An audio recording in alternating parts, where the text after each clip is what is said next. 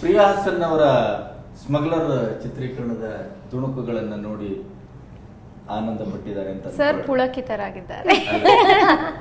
ಹಾಗೆ ಅಂದ್ಕೊಳ್ಳೋಣ, ಯಾಕಂದ್ರೆ ಕನ್ನಡ ಚಿತ್ರರಂಗದ ಹೆಣ್ಣುಡುಗೆಯ ಒಂದು ಗಂಡು ಇವಳು ಅಲ್ವಾ, ಹಾಗಾಗಿ ಗಂಡಸುತನ ಹಾಗೆ ಮೆರಲಿ.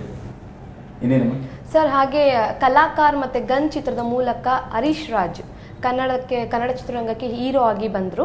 ಸೊ ಈಗ ಅವರು ತಮಿಳಿನಲ್ಲಿ ಮಾಡಿದ್ರು ಸಿನಿಮಾನ, ಈಗ ಏನು ಮಲಯಾಳಂನಲ್ಲಿ ಈ ಚಿತ್ರವನ್ನ ಮಾಡ್ತಾ ಇದ್ರಂತೆ. ಅವರು ಮಲಯಾಳಂಲ್ಲಾದ್ರೂ ಮಾಡ್ಲಿ, ತೆಲುಗು, ತಮಿಳ್ ಎಲ್ಲಾದ್ರೂ ಮಾಡ್ಲಿ, ಆದ್ರೆ ಒಂದು ಮಾತನ್ನ ಹೇಳಿದ್ದಾರೆ ಅವರು.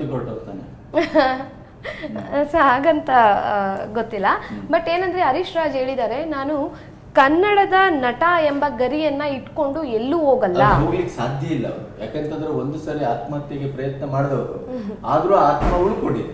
ಹಾಗಾಗಿ ಅದು ಪರಭಾಷಾ ಆತ್ಮವಾಗಿ ಉಳಿಲಿ, ಅದು ಕನ್ನಡದ ಆತ್ಮವಾಗಿ ಉಳಿಲಿ ಬೇಡ ಅಂತ ಅವರ ಇದು ನನ್ನ ವಾದ ಅಲ್ಲ, ಅವರ ಮಾತಿನ ಅರ್ಥ ಅದು.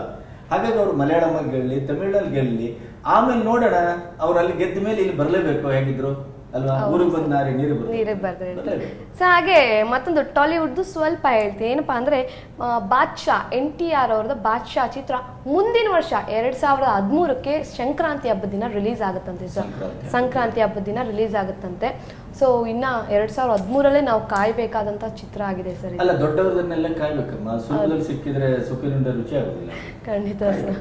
ಹಬ್ಬಕ್ಕಾಗಿ ಕಾದ ಹಾಗೆ ದೀಪಾವಳಿಗ ಕಾಯ್ತೇವೆ, ಗಣೇಶನ ಹಬ್ಬ ಕಾಯ್ತೇವೆ, ಸ್ವಾತಂತ್ರ್ಯೋತ್ಸವ ಕಾಯ್ತೇವೆ, ಎಲ್ಲ ಒಂದು ವಿಶೇಷ ದಿನಗಳಕ್ಕೋಸ್ಕರ ಕಾಯ್ಬೇಕು. ಹಾಗಾಗಿ ಈ ತರದ ಕಾಯುವಿಕೆ ಅನ್ನೋದೇ ಅವನು ಅಷ್ಟು ಜನಪ್ರಿಯ ನಟ ಅಂತ ಅರ್ಥ. ಶಿವಣ್ಣನ ಸಿನಿಮಾ 1 ವರ್ಷದ ನಂತರ ಬಂತು, ಶಿವಶಿವ ಅಂತ ಅಲ್ವಾ, ಆಮೇಲೆ ಥಿಯೇಟರ್ ಅಲ್ಲೂ ಶಿವಶಿವ ಆಯ್ತು ಹೇಳಿ. ಈ ಒಂದು 2-3 ದಿನದಲ್ಲಿ ಒಂದು ಸಣ್ಣ ಸುದ್ದಿಯ ಒಂದು ಸ್ಫೋಟ ಆಗಿದೆ. ಅದು ವೈಯಕ್ತಿಕವಾಗಿ ನಾನು ಉಪೇಂದ್ರ ಹತ್ರ ಮಾತಾಡಿದ್ದೆ, ಅವರು ಹೊಸ ಸಿನಿಮಾಗಳ ಬಗ್ಗೆ. ಅದರ ಜೊತೆಗೆ ಅವರು ಯಾವತ್ತೂ ಈ ತರದ ಗೊಂದಲಕಾರಿ ಹೇಳಿಕೆಯನ್ನು ಕೊಡದೇ ಇದ್ದವರು ಆರಕ್ಷಕ ಸಿನಿಮಾದ ಸೋಲಿನ ಬಗ್ಗೆ ಒಂದು ಹೇಳಿಕೆಯನ್ನು ಕೊಟ್ಟು ಅದಕ್ಕೊಂದು ಸಣ್ಣ ಬೆಂಕಿಯನ್ನು ಹಚ್ಚಿದ್ದಾರೆ. ಯಾಕೆಂತಂದ್ರೆ ಅವ್ರು ಹೇಳ್ತಾರೆ, ಈ ಪರಭಾಷಾ ನಿರ್ದೇಶಕರು ಕೆಲವು ಸರಿ ನಮ್ಮನ್ನ ನಿರ್ದೇಶನ ಮಾಡ್ಲಿಕ್ಕೆ ಬಂದಾಗ ನಾವು ಕೆಲವು ಸರಿ ಹೇಳ್ತೇವೆ, ಕನ್ನಡದ ಮನಸ್ಸು, ನಮ್ಮ ಅಭಿಮಾನಿಗಳು, ಆ ಅಭಿಮಾನಿಗಳು ನನ್ನಿಂದ ಬಯಸುವಂತ ಪಾತ್ರದ ಚಿತ್ರಣ, ಪಾತ್ರದ ಆಕಾರ, ಆಕೃತಿ, ಇದ್ರ ಬಗ್ಗೆ ನಾವು ಹೇಳ್ತೇವೆ. ಆದ್ರೆ ಹೇಳಿದಾಗ ಅವರು ಕೇಳುವುದಿಲ್ಲ. ಕೇಳದೇ ಇದ್ದಾಗ ಆರಕ್ಷಕನ ಹಾಗೆ ಸಿನಿಮಾ ಸೋಲ್ಬೇಕಾಗತ್ತೆ ಅಂತ. ಯಾಕೆಂತಂದ್ರೆ ಆ ಡೈರೆಕ್ಟರ್ ಕೂಡ ನಾನು ಹೇಳಿದೆ, ಅವ್ರು ಕೇಳಲಿಲ್ಲ.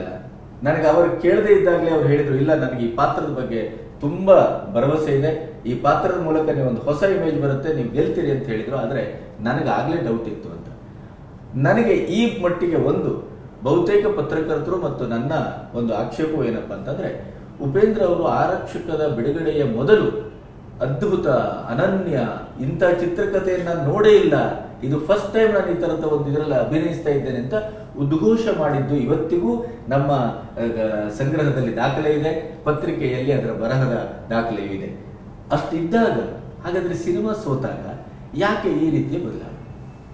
ಇದು ಉಪೇಂದ್ರದಂಥವರಿಂದ ನಿರೀಕ್ಷೆಯನ್ನ ನಾವು ಖಂಡಿತ ಮಾಡೋದಿಲ್ಲ. ಉಪೇಂದ್ರಕ್ಕೆ ಅವರದೇ ಆದಂತಹ ಒಂದು ಸ್ಪಷ್ಟ ವ್ಯಕ್ತಿತ್ವ ಇದೆ.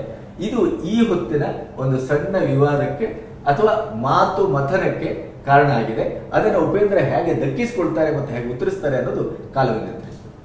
ಇಂಥ ವಿಷಯಗಳನ್ನ ಸ್ಫೋಟ ಮಾಡೋದ್ರಲ್ಲಿ ನೀವಂತೂ ಹೇಳಂಗಿಲ್ಲ. ಇನ್ನು ಮುಂದೆ ಹೋಗ್ತಾ ಸರ್, ಇನ್ನು ಕನ್ನಡ ಚಿತ್ರರಂಗದಲ್ಲಿ ಅತಿ ಹೆಚ್ಚಿನ ಬಜೆಟ್ ಅಲ್ಲಿ ನಿರ್ಮಾಣ ಆಗ್ತಿರುವಂತ ಆನಂದ್ ಅಪ್ಪುಗೋಳ್ ನಿರ್ಮಾಣ ಮಾಡ್ತಿರುವಂತ ಕ್ರಾಂತಿವೀರ ಸಂಗೊಳ್ಳಿ ರಾಯಣ್ಣ, ಆ ಚಿತ್ರದ ಆಡಿಯೋ 12ಕ್ಕೆ ರಿಲೀಸ್ ಆಗುತ್ತೆ. ಅಂದ್ರೆ ಈ ತಿಂಗಳ 12ನೇ ತಾರೀಕಿಗೆ. ನೀವೆಲ್ಲೋ ಹೇಳಿದ್ರಲ್ಲ, ಚಿಕ್ಕ ಚಿಕ್ಕ ಇನ್ಫಾರ್ಮೇಶನ್ ಆದ್ರೂ ಎಲ್ಲೋ ಒಂದ್ ಕಡೆ ಕೊಡ್ಬೇಕಾಗತ್ತೆ ಅಂತ. ಸೊ ಈ ಒಂದು ಚಿತ್ರದ ಆಡಿಯೋ ರಿಲೀಸ್ 12th ಆಗ್ತದೆ. ಸ್ಮಿತಾ, ಚಿಕ್ಕ ಇನ್ಫಾರ್ಮೇಶನ್ ಅಲ್ಲ, ಇದು ದೊಡ್ಡ ಇನ್ಫಾರ್ಮೇಶನ್. ಯಾಕೆಂತಂದ್ರೆ ಸಂಗೊಳ್ಳಿ ರಾಯಣ್ಣ ಇವತ್ತಿನ ಬಹು ನಿರೀಕ್ಷೆ ಚಿತ್ರ, ಮತ್ತೆ ಕನ್ನಡ ಚಿತ್ರರಂಗವನ್ನ ಮತ್ತೆ ಪೌರಾಣಿಕ ಅಥವಾ ಐತಿಹಾಸಿಕ ಒಂದು ನೋಟಕ್ಕೆ ಅಥವಾ ದಾರಿಗೆ ಸಂಗೊಳ್ಳಿ ರಾಯಣ್ಣ ಗೆಲುವು ಕೊಂಡು ಹೋಗುವಂತ ಚಿತ್ರ. ಹಾಗಾಗಿ ಸಂಗೊಳ್ಳಿ ರಾಯಣ್ಣ ಗೆಲ್ಲಲೇಬೇಕು. ಅವರ ಆಡಿಯೋ ರಿಲೀಸ್ ಅನ್ನ ನಾವು ಕಾಯ್ತಾ ಇದ್ದೇವೆ. ಅದರ ಜೊತೆಗೆ ಅದು ಬೇಗ ಥಿಯೇಟರ್ ಬರಲಿ ಅಂತ ನಾನು ಆಶಿಸ್ತೇನೆ. ಸ್ಮಿತಾ, ಇವತ್ತು ನಾನು ಸಿನಿಮಾ ನೋಡಿ ಬರುವಾಗ ಇನ್ನೊಂದು ಸಿನಿಮಾ ಥಿಯೇಟರ್ ಅಲ್ಲಿ ರಾತ್ರಿ ಪೋಸ್ಟರ್ಗಳಿದ್ವು. ಬಿಪಾಶಾ ಬಸ್ಸು ಆಲ್ಮೋಸ್ಟ್ ಹೆಂಗೆ ಹೇಳಿ ಅದನ್ನ, ಬಟ್ಟೆ ಇರ್ಲಿಲ್ಲ, ಯಾವ್ಯಾವ್ದೋ ಕೈಗಳೆಲ್ಲ ಇದ್ವು. ಅದು ಬಹುಶಃ ಭೂತದ ಕೈಗೆ ಕಾಣುತ್ತೆ. ಅದು ಈಗ ನಾಳೆ ಅದ್ರ ಬಗ್ಗೆ ವಿಶೇಷವಾಗಿ ಮಾತಾಡೋಣ. ಯಾಕಂತಂದ್ರೆ ಇವತ್ತು ಅಷ್ಟೇ ಬಿಡುಗಡೆ ಆಗಿದೆ, ಭೂತ ಬೇರೆ, ಮತ್ತೆ ಈಗ ರಾತ್ರಿ ಮಾತಾಡ್ತಾ ಇದ್ದೇವೆ. ಸುಮ್ಮನೆ ನಮ್ಮನ್ನು ಕಾಡಬೇಡಿ ಅಲ್ವಾ. ವೀಕ್ಷಕರೇ, ಇವತ್ತು ನಿಮ್ಮ ವೀಕ್ಷಣೆಗೆ 2 ವಿಭಿನ್ನ ಸಿನಿಮಾಗಳಿದೆ. ಒಂದ್ ಕಡೆ ಹೋಗಿ ನೀವು ನಕ್ಕೊಂಡು ಬಂದ್ರೆ, ಇನ್ನೊಂದ್ ಕಡೆ ಹೋಗಿ ಭೂತ ಬಿಡಿಸ್ಕೊಂಡು ಬರ್ಬೇಕು.